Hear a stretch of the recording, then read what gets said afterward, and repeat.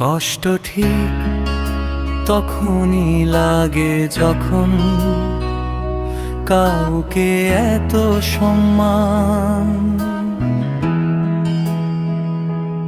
দেওয়ার পরও অবহেলা পেতে হয় ঠিক।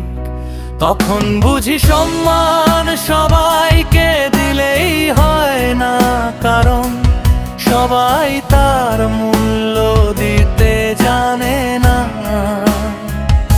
তখন বুঝি সম্মান সবাইকে দিলেই হয় না, কারণ সবাই তার